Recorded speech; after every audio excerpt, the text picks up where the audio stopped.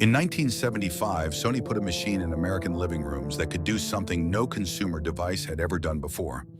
It could stop time. Not a television, not a radio, a recorder. A machine that let ordinary families capture a moment off the air and hold it, watch it again, keep it.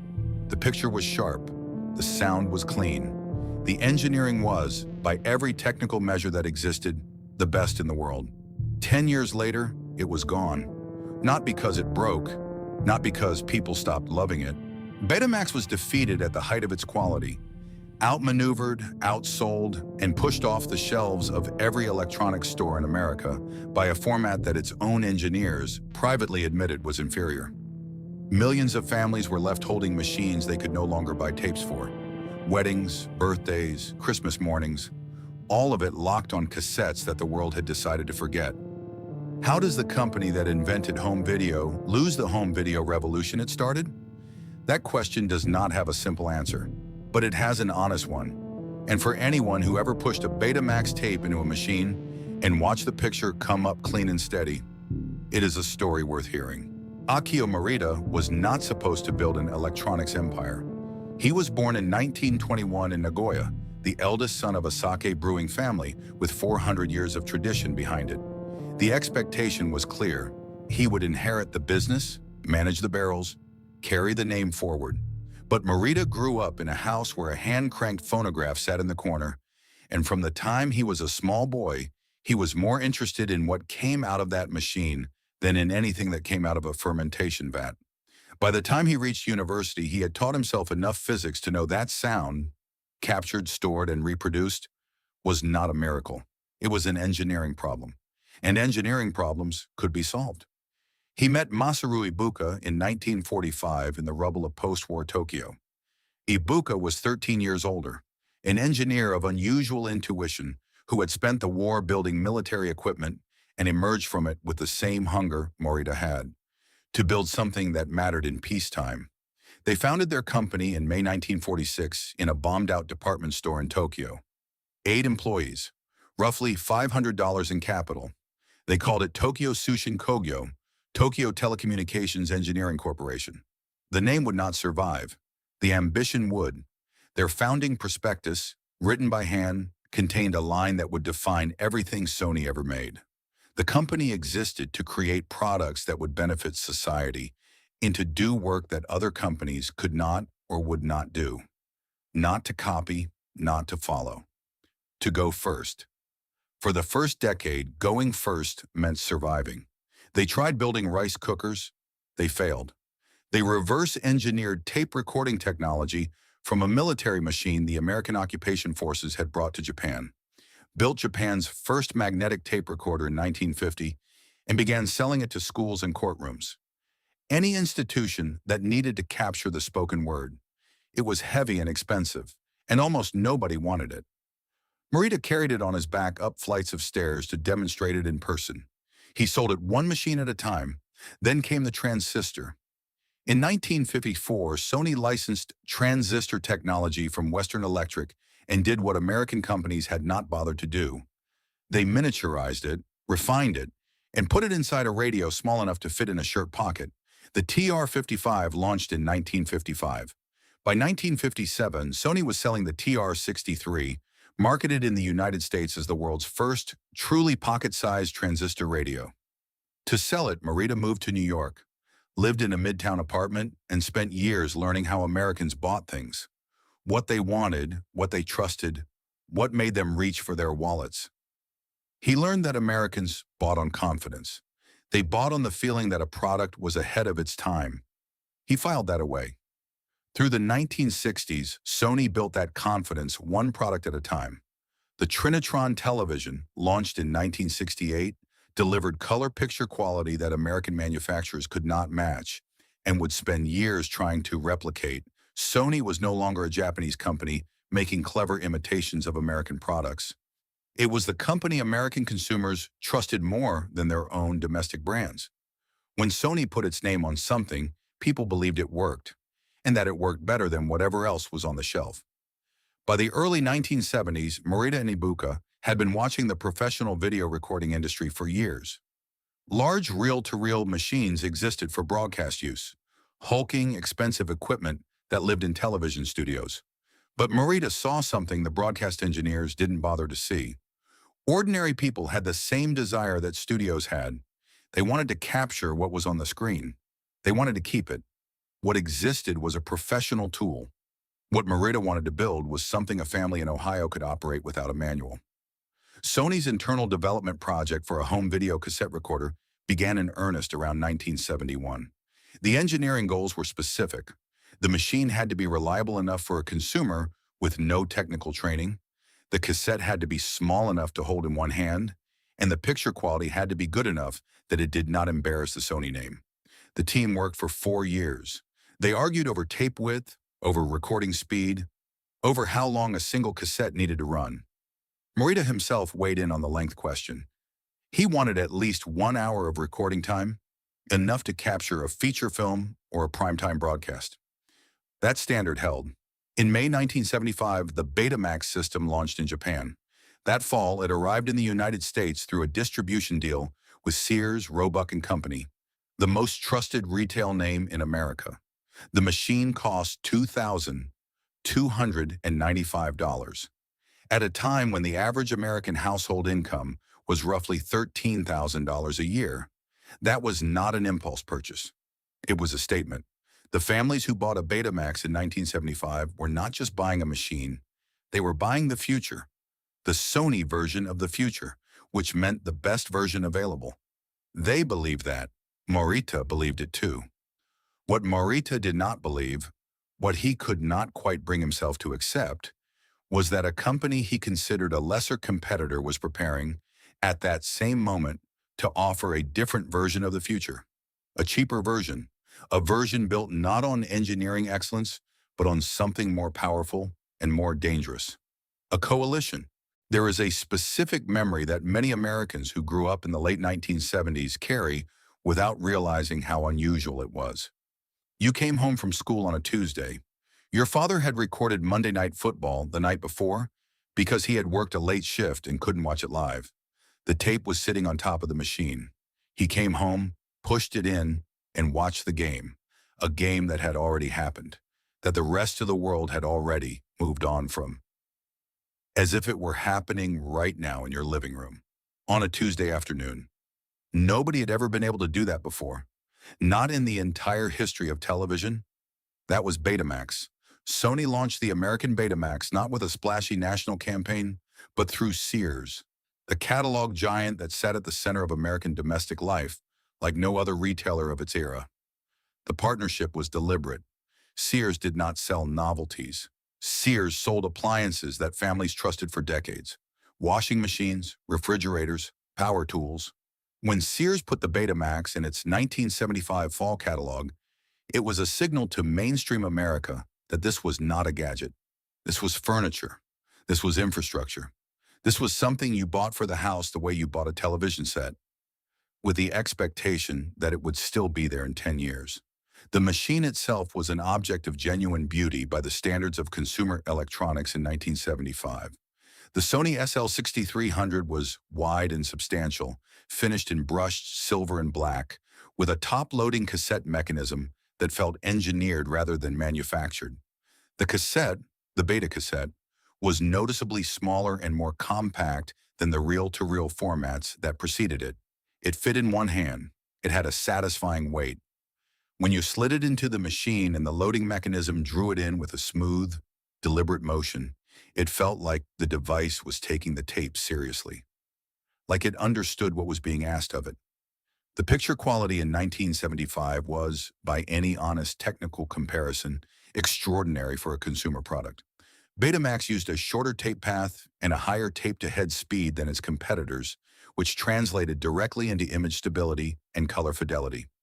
Editors and journalists who tested both formats in the mid-1970s consistently rated Betamax above everything else available to non-professional users. Consumer Reports praised its picture. Popular Science called it a landmark. The people who bought it agreed, and they talked about it the way people talk about a car they love, with a specificity and loyalty that goes beyond function into something closer to identity. Because what Betamax was really selling Underneath the engineering and the Sears catalog placement and the Sony nameplate was a new relationship between a family and its own time. Before the VCR, television was a river. It flowed in one direction, on a schedule set by networks in New York, and if you weren't in front of the screen when your program aired, it was gone. You could not pause it. You could not rewind it. You could not share it with someone who missed it. The television schedule was an authority, as fixed and unchallengeable as a train timetable. Betamax abolished that authority in a single product cycle. It handed control back to the viewer and said, watch what you want when you want it, as many times as you want. That was not a feature. That was a philosophical shift. Families built rituals around the machine almost immediately. Parents recorded soap operas to watch after the children went to bed. College students taped late-night talk shows that conflicted with early morning classes. Grandmothers recorded the Lawrence Welk Show every Saturday night, then watched it on Sunday morning with their coffee. School teachers recorded educational broadcasts and played them back for their students. Young couples recorded their wedding receptions on rented equipment and brought the tape home to watch on their own machine. For the first time, the moving image was something a family could own. Not just rent from a theater for 2 hours, but actually own and keep and return to. The people who bought Betamax in its first years were not early adopters in the modern sense. Skittish, trend-chasing, always ready to move on to the next thing. They were committed.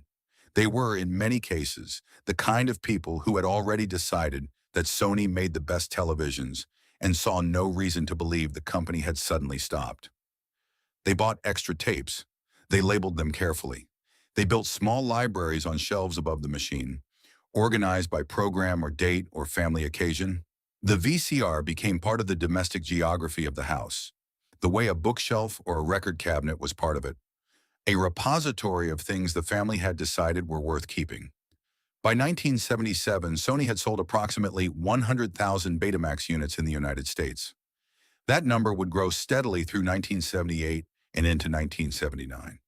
The machine appeared in magazine advertisements alongside fine watches and imported cars, positioned not as a convenience, but as a mark of a certain kind of American life: thoughtful, modern, quality conscious. The kind of household that read Consumer Reports before making a major purchase and expected the thing they bought to still be excellent in a decade. It was in those same years, 1977, 1978, that something else was happening in the market. Quietly at first, then less quietly, a rival format had arrived, made by a Japanese company called JVC, backed by a manufacturing coalition that Sony had declined to join. It was called VHS. Its picture quality tested below Betamax on nearly every measure that engineers use to evaluate magnetic recording. But it had one feature that Sony had decided was not a priority. It could record for 2 hours. That single number, 2 hours, would prove to be the hinge on which the entire home video industry turned. Not because 2 hours was technically superior to 1, but because 2 hours was long enough to hold a Hollywood film. And in the late 1970s, Hollywood was about to become the most important variable in a contest Sony believed it had already won. The war between Betamax and VHS did not begin with a press release or a product launch. It began with a phone call that Sony chose not to return. In the early 1970s, before either format existed in its final form, JVC, Japan Victor Company, a subsidiary of Matsushita, had been developing its own home video system in parallel with Sony. The two companies were aware of each other's work. There were conversations at various levels about whether the Japanese electronics industry might benefit from agreeing on a single standard before either product reached consumers. A unified format would mean lower manufacturing costs, broader retail distribution, and a cleaner market story. It was a reasonable idea. Sony rejected it. Morita believed Betamax was technically superior and saw no strategic reason to dilute it by merging it with a competitor's design. If the market was going to choose a standard, Sony intended to be that standard, on its own terms with its own technology, under its own control. JVC drew a different conclusion from the same conversation. If Sony would not share, JVC would simply outflank. The VHS format launched in Japan in 1976 and arrived in the United States in 1977. introduced by RCA under the name Selectivision, a branding decision of enormous consequence. RCA was not a foreign electronics company. RCA was the company that had invented American broadcast television. It was the name on the television sets in more American living rooms than any other brand. When RCA put its logo on a VHS machine and placed it in the Sears catalog beside the Betamax, it was not a technical endorsement, it was a cultural one. It told Middle America that this format was as American as the network television it recorded. JVC's licensing strategy was the opposite of Sony's in every meaningful way. Where Sony licensed Betamax carefully and selectively, keeping tight control over specifications, manufacturing standards, and which partners were permitted to use the format, JVC licensed VHS to anyone who asked, with minimal restrictions and minimal fees. The result was a coalition that grew with a speed Sony had not anticipated and could not match. Matsushita signed on. Hitachi signed on. Sharp, Mitsubishi, Magnavox, and Zenith followed. Within 2 years of VHS's American launch, there were more than 40 manufacturers producing VHS machines under their own brand names. Betamax had a handful. The shelves of American electronics stores began to change shape, not because consumers had voted with their preferences, but because the supply side of the market had voted with its production lines. This mattered in ways that went beyond unit counts. When a consumer walked into a department store in 1978 and asked a floor salesman which VCR to buy, the salesman's answer was shaped by inventory. If the back room held 20 VHS models and 3 Betamax models, the recommendation was not going to be a difficult one. Distribution is not a neutral force. It creates its own gravity. And by 1978, VHS had more gravity. Sony responded the way Sony always responded, with engineering. The second generation of Betamax machines introduced in 1977 and 1978 were more refined, more reliable, and offered incrementally better picture performance than the first. Sony extended the recording time on Betamax cassettes by introducing a slower tape speed, or BII mode, which stretched 1-hour tapes to 2 hours and 2-hour tapes to 3, at a modest cost to picture quality. It was a direct answer to the recording time complaint, delivered with characteristic Sony reluctance, as if the company was doing consumers a favor by agreeing to compromise. The machines were still expensive. The cheapest Betamax unit in 1978 retailed for around $800, against VHS machines that were beginning to appear at $600. The gap was not enormous, but in a market where both formats were still luxury purchases, it was enough to matter at the margin. What Sony did not do, and this absence would echo for years, was compete on the content side of the equation. The VCR was not just a recording device, it was increasingly a playback device. The home video rental industry was beginning to take shape in strip malls and independent shops across the country, and the titles on the shelves of those shops were almost entirely determined by what the distributors chose to press. Hollywood studios, still deeply ambivalent about home video after their failed lawsuit against Sony, were beginning to engage with the rental market cautiously. The studios pressed titles in whichever format retailers ordered. Retailers ordered the format their customers owned, and by 1979, slightly more customers owned VHS than Betamax. Not because VHS was better, but because 40 manufacturers had spent 2 years making sure it was everywhere. The feedback loop was closing. More VHS machines meant more VHS rental titles. More VHS rental titles meant more consumers chose VHS at the point of purchase. More VHS purchases meant retailers stocked more VHS titles. Sony could not break that loop with a better picture. Picture quality was not what people were standing in line at the video rental counter asking about. They were asking whether the movie they wanted was available, and the answer, more and more often, was available in VHS. By 1980, VHS held approximately 60% of the American VCR market. Betamax held the remainder, a substantial minority, loyal and vocal, but a minority nonetheless. Inside Sony, there were engineers and product managers who had understood the direction of travel since 1978.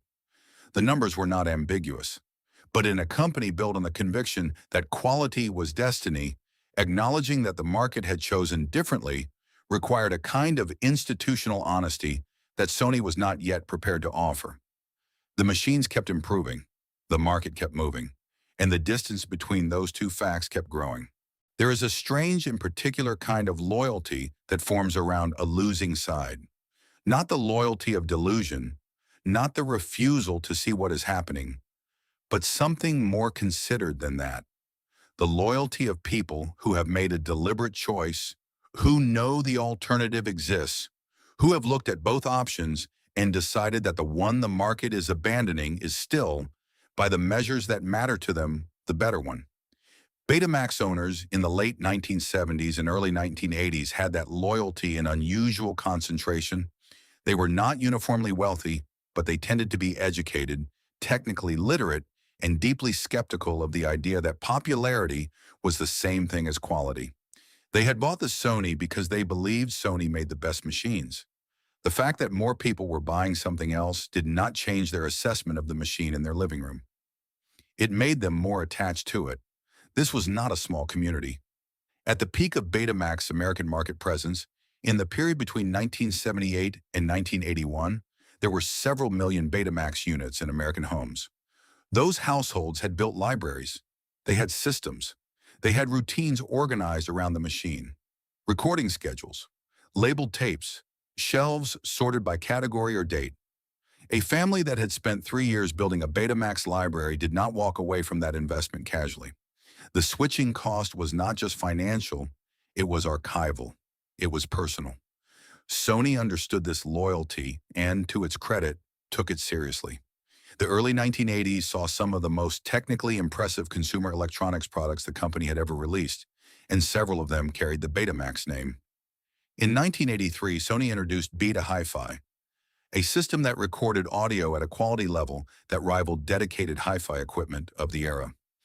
Audio engineers who tested it described the sound reproduction as genuinely remarkable for a consumer tape format. It was not a gimmick. It was a meaningful technical achievement that gave Betamax owners something VHS could not offer at equivalent costs. In the same year, Sony released the Super Beta format, which increased the horizontal resolution of the recorded image to a level that independent testing confirmed as superior to standard VHS by a measurable margin. The machines were elegant. The performance was real. The people who owned them knew it. What was happening in American culture during these years gave Betamax something else, a moment of genuine national visibility that had nothing to do with market share. In 1979, Universal Studios and Walt Disney Productions filed a lawsuit against Sony, arguing that the Betamax machine, by enabling consumers to record copyrighted television broadcasts, constituted contributory copyright infringement. The case worked its way through the federal courts for 5 years and arrived at the United States Supreme Court in 1983. It was decided on January 17, 1984, in a 5-4 ruling that found in Sony's favor. The court held that recording television broadcasts for personal, private viewing constituted fair use under copyright law. The decision was announced in newspapers across the country. Sony's name was on the front page. Betamax was on the front page. And the ruling it produced, which lawyers and scholars would come to call the Betamax Doctrine, established a legal principle that would protect every form of personal media copying for the next 4 decades. DVRs, cloud storage, personal music libraries, time-shifted streaming, all of it rests in part on the legal foundation that Sony built by fighting for the right of a family in Ohio to record the evening news. It was, by any measure, a remarkable cultural moment for a consumer electronics product, and it arrived at precisely the time when Betamax's market position was deteriorating in ways that no legal victory could reverse. The employees who worked on Betamax at Sony's American operations during this period describe a company that held 2 contradictory beliefs simultaneously. On one hand, there was genuine pride in the engineering, in the legal win, in the loyalty of the customer base. On the other hand, there was a mounting awareness that the numbers in the sales reports told a story that pride could not rewrite. The retailers were the ones who felt it most directly.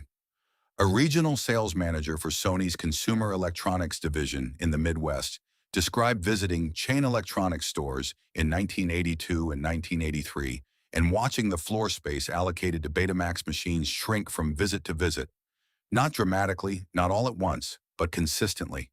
A few units removed here, a shelf reassigned there. The kind of gradual, undramatic retreat that nobody announces and everybody notices.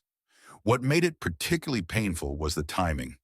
Betamax was, in a technical sense, getting better every year. The machines Sony released in 1982 and 1983 were genuinely superior to the machines that had launched the format in 1975. The engineers had not stopped working. The quality had not declined, but the market does not reward technical progress in isolation. It rewards technical progress within an ecosystem. And the ecosystem that mattered, the rental ecosystem, the retail ecosystem, the one built from the choices of 40 manufacturers and 10,000 video store owners, had made its decision. Generationally, Betamax occupied a specific and poignant place. The parents who bought the first machines in 1975 and 1976 had children who were growing up in a world where the VCR was not a luxury, but an assumption. Those children went to their friends' houses and found VHS machines. They went to the video store and found VHS tapes. They came home and found Betamax, and began, in the gentle, unintentional way that children deliver difficult news, to ask why. The question of why was not yet one that Sony had answered honestly, even to itself. That answer was coming, and it would not be delivered by engineers or lawyers or loyal customers. It would be delivered by the video rental industry, one empty shelf at a time. The video rental store was not supposed to be the battlefield. Sony had not designed Betamax with rental in mind. The original vision, Marita's vision, was time-shifting. Recording a television broadcast you would otherwise miss. Watching it at your convenience. Then erasing the tape and recording something else. The cassette was a tool for managing your relationship with the television schedule, not a vessel for pre-recorded commercial content. When Sony's engineers debated recording time in the early development phase, they were thinking about the length of a primetime drama or a late-night talk show. They were not thinking about the length of a Hollywood film. They were not thinking about rental. The rental industry arrived almost by accident. In 1977, a California entrepreneur named George Atkinson began renting pre-recorded VHS and Betamax tapes from a storefront in Los Angeles, charging $100 for an annual membership and $4 per tape per day. The studios had not anticipated this model. The legal status of tape rental was ambiguous, but consumers responded with immediate enthusiasm, and within 2 years, independent video rental shops had appeared in strip malls and shopping centers in every major American city. By 1980, there were roughly 3,000 rental stores in the United States. By 1983, there were more than 15,000. The industry had gone from non-existent to infrastructure in less than a decade, and it had done so faster than any content distribution system in American history. The rental store was where Betamax lost the war, not in the electronics showroom, not in the pages of Consumer Reports, in the rental store, which operated on a logic that had nothing to do with picture quality and everything to do with inventory economics. A video store owner in 1981 carried perhaps 300 titles. Shelf space was finite. Duplicating inventory across 2 formats meant buying 2 copies of every title, storing twice as many tapes, and managing twice as much turnover. Most store owners could not afford to do that indefinitely. They had to choose, and they chose the format that most of their customers already owned.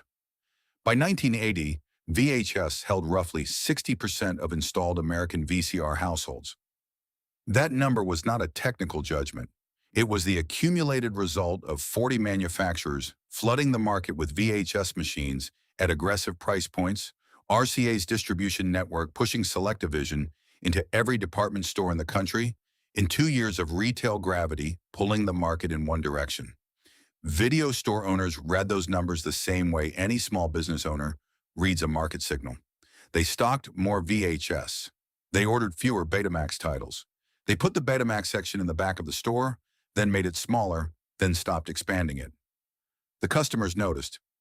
A Betamax owner walking into a video store in 1982 found a rental wall that told them, without a single word, that their choice was becoming inconvenient. The VHS section occupied 3 walls. The Betamax section occupied 1. The new releases, The titles everyone wanted, the reason people came into the store in the first place, were almost always available in both formats in 1980 and 1981. By 1983, some stores were stocking new releases in VHS only. By 1985, that practice had become common enough that Betamax customers in smaller markets were routinely driving past their local rental store and going home empty-handed. The psychological effect of that experience should not be underestimated. The video rental store was a social space. People went there on Friday evenings. They ran into neighbors. They asked the clerk for recommendations. Being the person whose format was in the back corner, the person who had to ask whether the title they wanted was available in their format, was a small humiliation, but it was a weekly one. Loyalty is resilient, but it is not invulnerable to the steady accumulation of inconvenience. Betamax owners who had defended their choice at dinner tables and in office conversations began, quietly, to stop defending it. Sony watched the rental market shift and responded with the tools it had always used: more engineering, better machines. The Super Beta and Beta Hi-Fi releases of 1983 were genuine achievements, and Sony marketed them with the confidence of a company that still believed the argument could be won on technical grounds. The advertising emphasized picture quality. It showed side-by-side comparisons. It made the case that a serious consumer, a consumer who cared about quality, would choose Betamax. But the serious consumer had a problem that Sony's advertising did not address.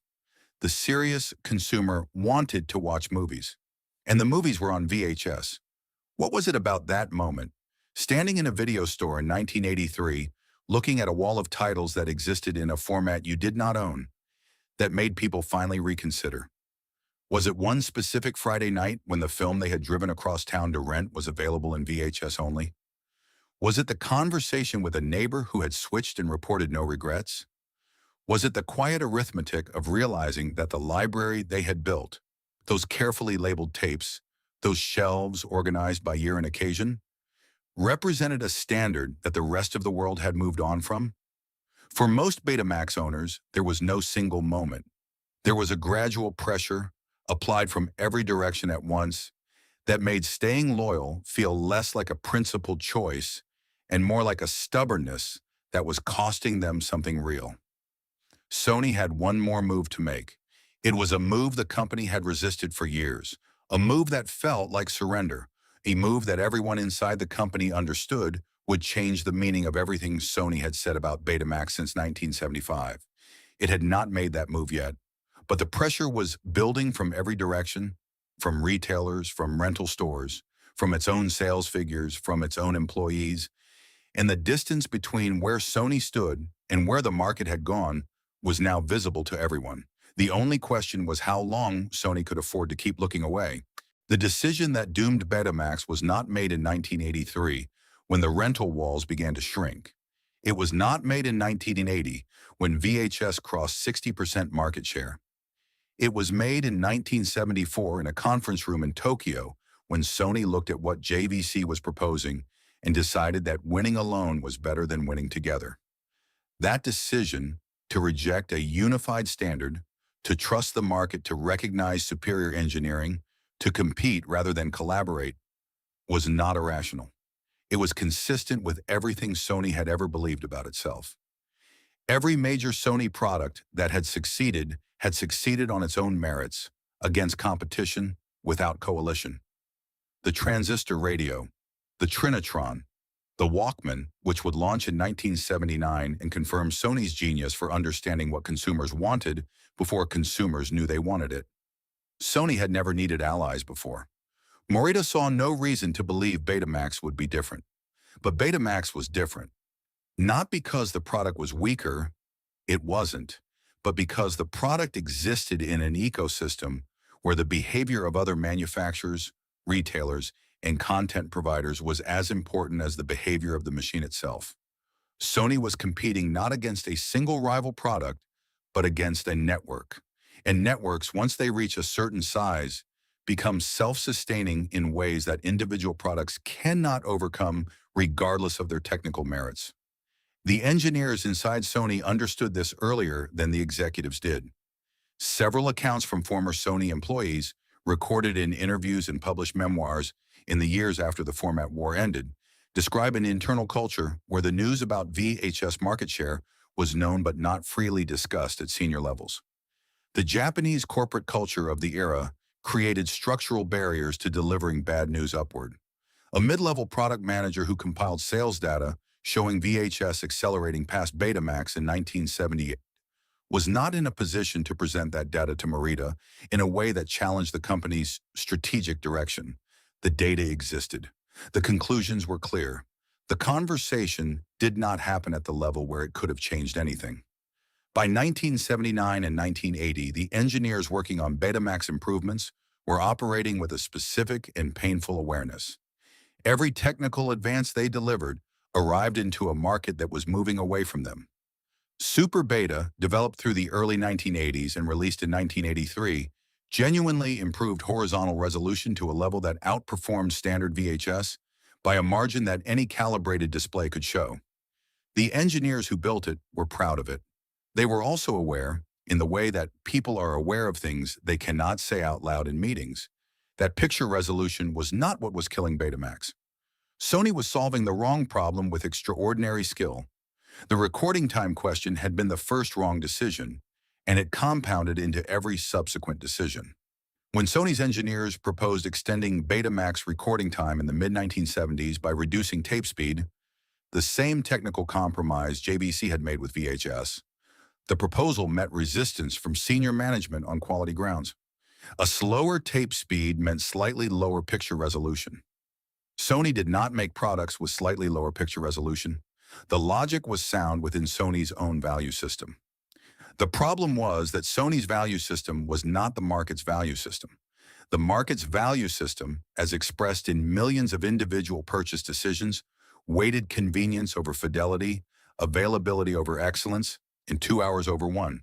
Sony eventually extended Betamax recording time, but late, reluctantly, and in increments that always kept it slightly behind VHS in the measure that rental customers cared about most. By the time beta cassettes could record 3 hours, VHS cassettes could record 6. The gap never closed because Sony kept treating it as an engineering parameter rather than a strategic emergency. The Hollywood dimension of the collapse deserves particular attention because it contains a layer of irony that the consumer electronics press of the era largely missed. The major studios, Universal, Disney, Warner Brothers, Paramount, had fought Sony in court for 5 years over the Betamax recording capability, arguing that home taping was destroying the value of their content. They lost, but they had also quietly been building relationships with the home video distribution networks that were beginning to define the rental market. Those relationships were built overwhelmingly with VHS distributors, partly because VHS had more market penetration, and partly because the studios had a subtle, undocumented preference for the format that offered slightly lower recording quality. A format that made slightly worse copies was a format that gave consumers slightly less reason to record a tape rather than rent it. This preference was never stated in legal briefs or press releases. It lived in the purchasing decisions of studio distribution arms, in which format got the new release first, in which format got the exclusive window when exclusives existed. Sony had won the legal battle over home recording. It was losing the commercial battle over home viewing. Those were not the same fight. The franchisee dynamic, the tens of thousands of independent video store owners who had built businesses on the rental model, added another layer of pressure that Sony had no mechanism to address. A video store owner in Des Moines or Jacksonville was not making a technical judgment when he reduced his Betamax inventory. He was managing cash flow and shelf space in a business with thin margins and high turnover. The Betamax tapes that sat on his shelf on a Friday night were inventory that was not generating revenue. Every week that a Betamax copy of a popular title went unrented while the VHS copies were all checked out was a week that reinforced the same calculation. Less Betamax, more VHS. Sony had no way to intervene in that calculation. It was happening in 10,000 stores simultaneously, driven by economics rather than preference. Inside Sony's American operations, the middle years of the 1980s were a period of managed contradiction. The company continued to release Betamax machines. The marketing department continued to emphasize quality. The sales force continued to call on retailers and defend shelf space, but the internal conversations were changing. People who had joined Sony because they believed they were working on the winning product began to have a different conversation with themselves about what winning meant. A salesman who had spent years telling retail buyers that Betamax was the superior format now had to look at those buyers across a desk and absorb the polite, embarrassed look they gave him in return. The look of someone who already knows how the story ends and does not want to be the one to say it out loud. The moment of public capitulation, when it finally came, would not arrive as a dramatic announcement or a press conference admission. It would arrive as a product number on a price sheet, a Sony VCR carrying the Sony name, running the VHS format. That document, when it circulated through the electronics retail trade in 1988, was understood immediately for what it was. Not a business decision, a concession. The company that had invented home video was acknowledging, in the only language that markets speak, that the market had made its choice. The engineers who had spent 13 years making Betamax better than everything else available did not hold a meeting when that happened. There was nothing to meet about. The work had been real, the quality had been real, the loss was real too. The first sign that something was permanently wrong did not arrive as a headline. It arrived as a gap on a shelf. Sometime in 1986 or 1987, the exact moment different in every city, in every store, in every market. A Betamax owner walked into a video rental shop and found that a title they wanted was not available in their format. Not checked out, not on the return cart. Simply not stocked. The store had stopped carrying it in Betamax. There was no announcement, no sign on the door, no letter from the studio or the distributor. The tape just wasn't there. It would never be there again. And the person standing at the counter, holding a membership card for a format the store had quietly decided to phase out, had to either rent something else or go home empty-handed. That moment, that specific, undramatic, deeply ordinary moment, was how the end of Betamax felt to the people who lived through it. Not a crash, not a scandal, a subtraction. Something that had been there was no longer there, and nobody was going to explain why. Sony made its formal capitulation in January 1988. The company announced that it would begin manufacturing and selling VHS format machines under the Sony name. The announcement was framed in the careful, neutral language of corporate communications, a response to consumer demand, an expansion of product offerings, a commitment to serving the full market. Nobody in the electronics trade was fooled. The announcement meant exactly one thing. Sony had lost.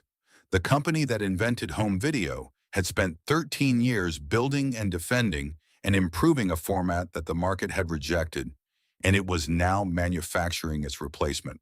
The trade press covered it with a combination of genuine surprise and the slightly uncomfortable tone of people reporting on a death they had long anticipated.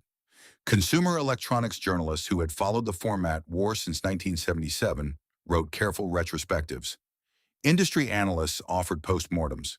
The verdict in every account was the same: technically superior product, strategically outmaneuvered, commercially defeated. For the people who worked on Betamax inside Sony, the announcement landed differently than it did in the trade press. A product engineer who had joined Sony's Betamax development team in the late 1970s and spent a decade refining the format described the day of the announcement as quietly devastating. Not because the outcome was unexpected, but because the finality of it closed something that had still, in some professional corner of his mind, remained theoretically open. The work was over. The argument was settled. The machine he had spent his career making better had been retired by the company that made it in favor of the machine he had spent his career outperforming. The retail phase-out that followed was neither immediate nor graceful. Sony continued to sell Betamax machines through 1988 and into the early 1990s for the existing user base, the several million American households that still owned Betamax machines and still needed tapes and accessories. But the writing was on every wall of every electronics store in the country. The machines moved to clearance sections. The prices dropped. The floor space shrank. Salespeople who had once been trained to explain Betamax's technical advantages now steered customers toward VHS without discussion. The format did not disappear overnight. It faded, which is in some ways harder to watch than a sudden end. The customers who were left behind deserved to be named for what they were: people who had made a reasonable, well-informed decision based on a product's genuine quality and had been stranded by forces entirely outside their control. A family in suburban Cleveland that had bought a Betamax in 1977 had by 1988 accumulated 11 years of home recordings.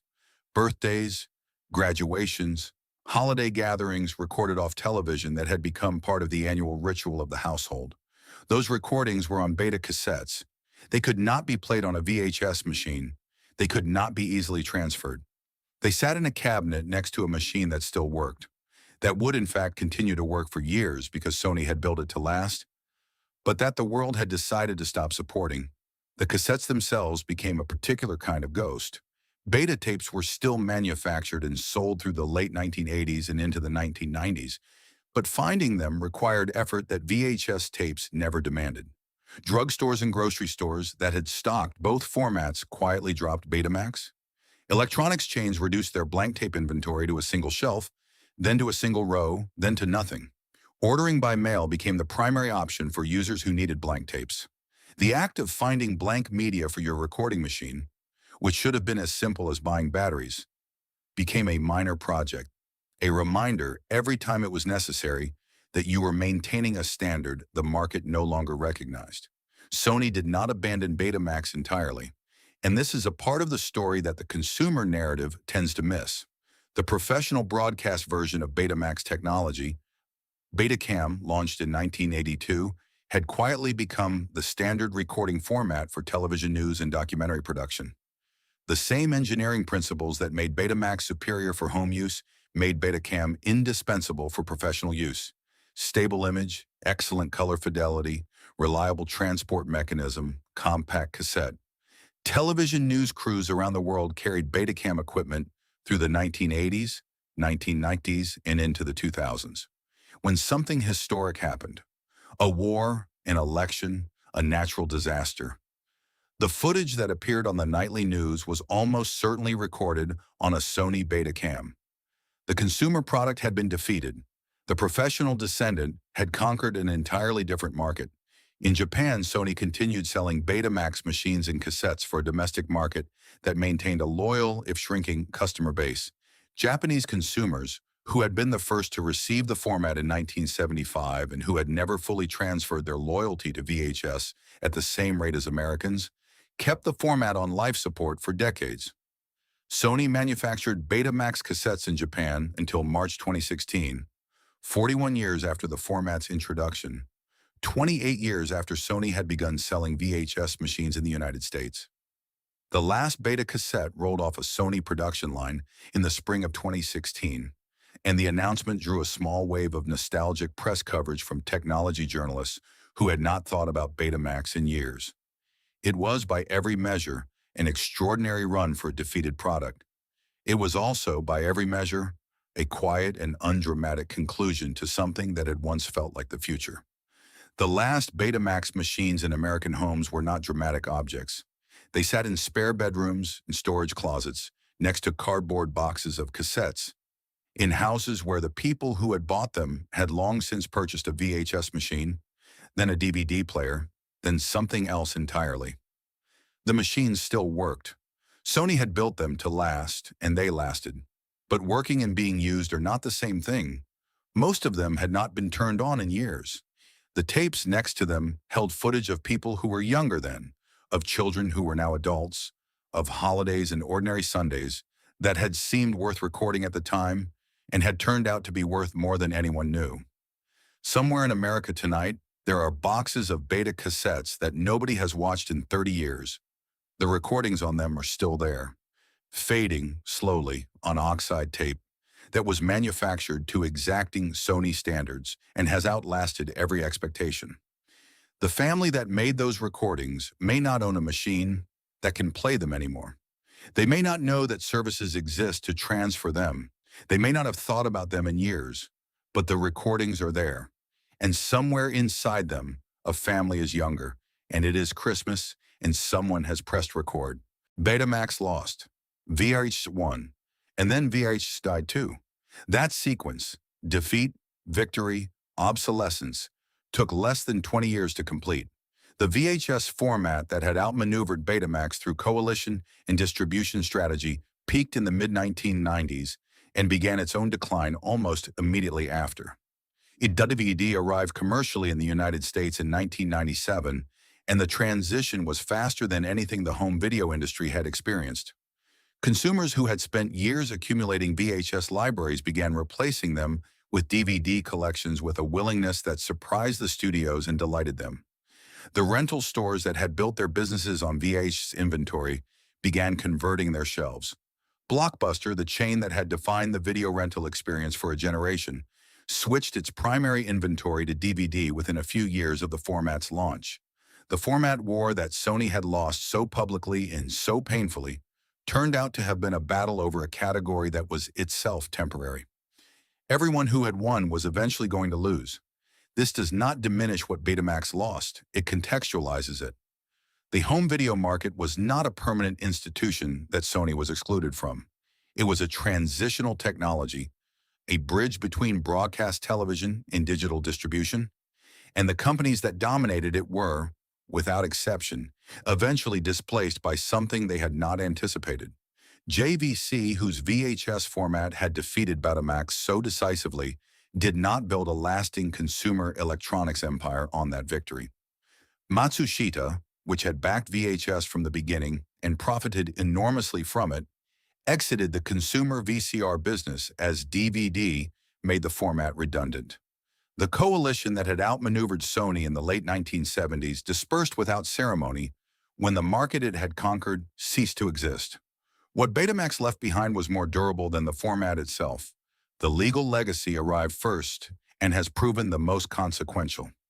The Supreme Court's 1984 ruling in Sony Corporation of America v. Universal City Studios established a principle that American copyright law had never before articulated with such clarity: that a technology capable of substantial non-infringing uses could not be held liable for the infringing uses to which some consumers put it. The court's majority opinion, written by Justice John Paul Stevens, used the Betamax machine as its central example. If a family recording the evening news for personal viewing was a legitimate use of the technology, then the technology itself was legitimate regardless of what else it might enable. That holding, the Betamax doctrine, became the legal foundation on which the entire digital media ecosystem was subsequently built. When Sony introduced the Walkman, the doctrine protected it. When personal computers gained the ability to copy software and music, the doctrine shaped the legal boundaries of that capability. When YouTube launched in 2005 and allowed users to upload and share video content, the doctrine was part of the framework its lawyers cited. When cloud storage services began allowing users to maintain personal copies of purchased media, the doctrine was in the room. Every time an American consumer records something, copies something, or stores something for personal use, they are exercising a right that Sony established by refusing to concede a lawsuit that cost the company millions of dollars and years of executive attention during the precise period when it was losing the format war. Sony won the law while losing the market. It is not a small irony. The professional broadcast legacy was equally significant, though less visible to consumers. Betacam Bamitarn, the professional descendant of Betamax technology that Sony launched in 1982, became the global standard for electronic news gathering and documentary production within a decade of its introduction. The cameras were carried by journalists in every conflict zone of the late 20th century. The footage of the fall of the Berlin Wall in 1989 was recorded on Betacam equipment. The Gulf War coverage that defined the cable news network's rise to prominence was shot on Betacam. The documentary films of the 1980s and 1990s that captured American life in its most unguarded and consequential moments were recorded on the professional descendant of the format that American consumers had rejected. Betamax lost the living room. Betacam owned the newsroom for 20 years. The communities that formed around Betamax survival constitute a quieter legacy, smaller in scale but striking in its loyalty. In the decades after the format's commercial defeat, a network of collectors, preservationists, and enthusiasts maintained working Betamax machines, sourced blank tape stock, and developed technical expertise in the format's particular characteristics. These communities, concentrated initially in electronics hobbyist circles and later finding their organizational home on the early internet, served a function that no commercial enterprise had any reason to provide. They kept the format usable for the people who needed it. Archivists working to preserve home recordings made by ordinary American families in the late 1970s and early 1980s relied on this knowledge base. Local historical societies with collections of beta tapes documenting community events turned to these specialists when no commercial service existed. The format that the market abandoned was kept alive in working condition by the people who had decided it was worth preserving. The economic impact of Betamax's defeat spread in ways that extended well beyond the electronics industry. The independent video stores that had aligned with VHS and whose alignment had accelerated Betamax commercial decline were themselves dependent on a rental model that digital distribution would eventually destroy.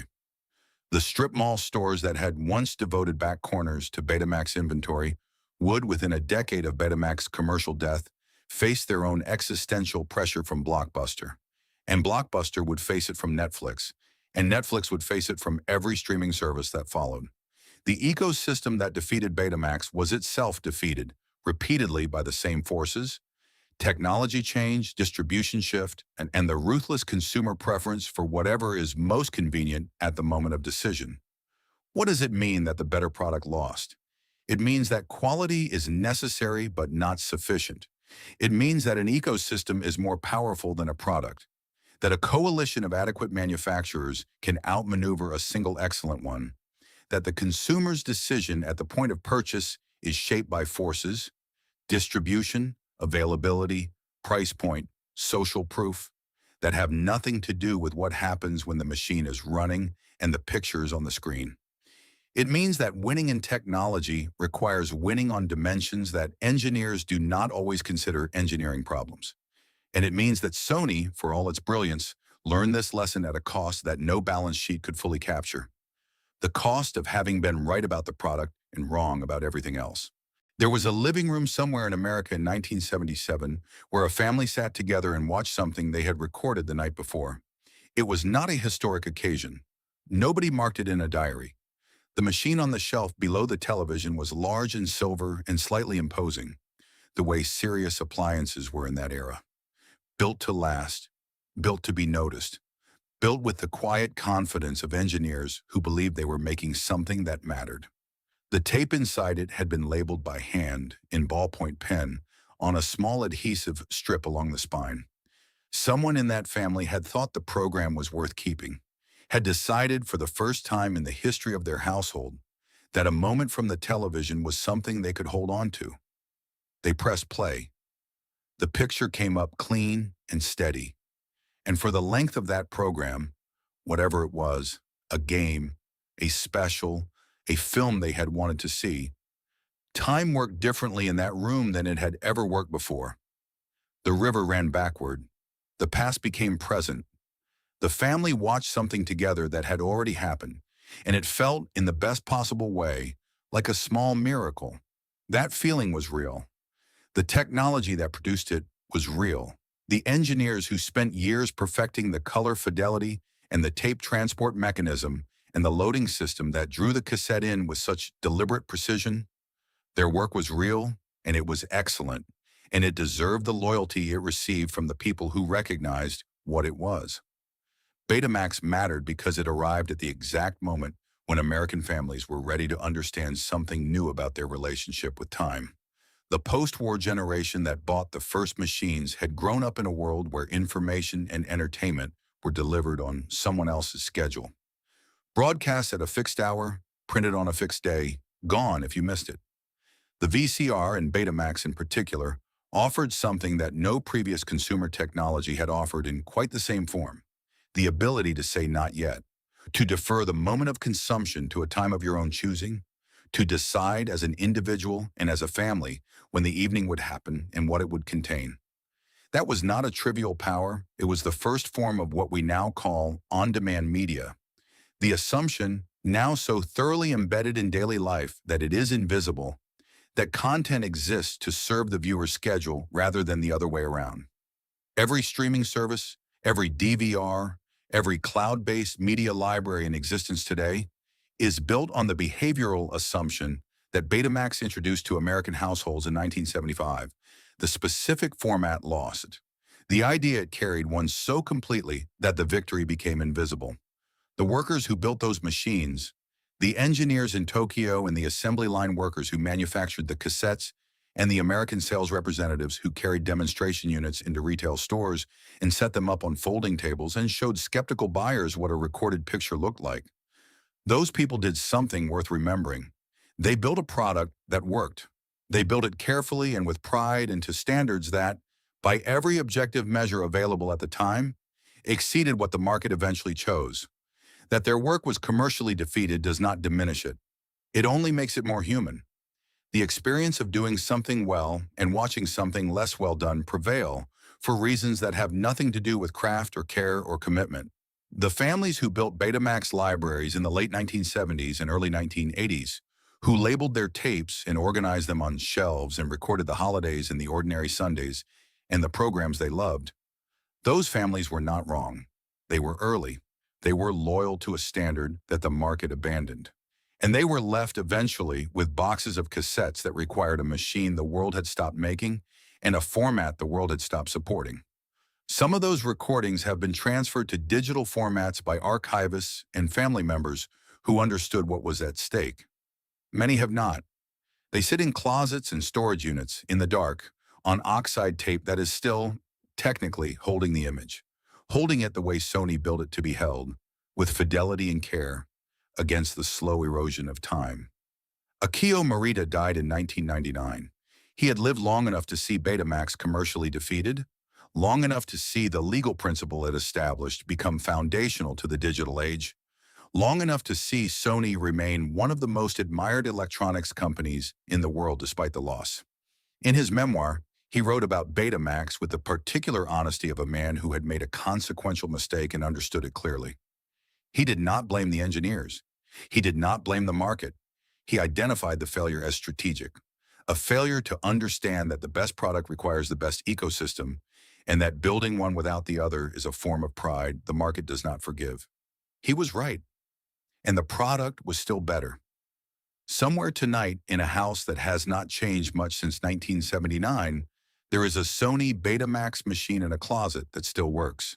Beside it, in a cardboard box, are tapes labeled in handwriting that belongs to someone who may no longer be alive. The recordings on those tapes are fading, slowly, imperceptibly, the way all analog things fade. But they are not gone yet. They are still there, in the magnetic residue of an oxide coating applied to a tape manufactured to exacting specifications by a company that believed, above all else, in making things that lasted. They lasted. The world just stopped knowing how to play them.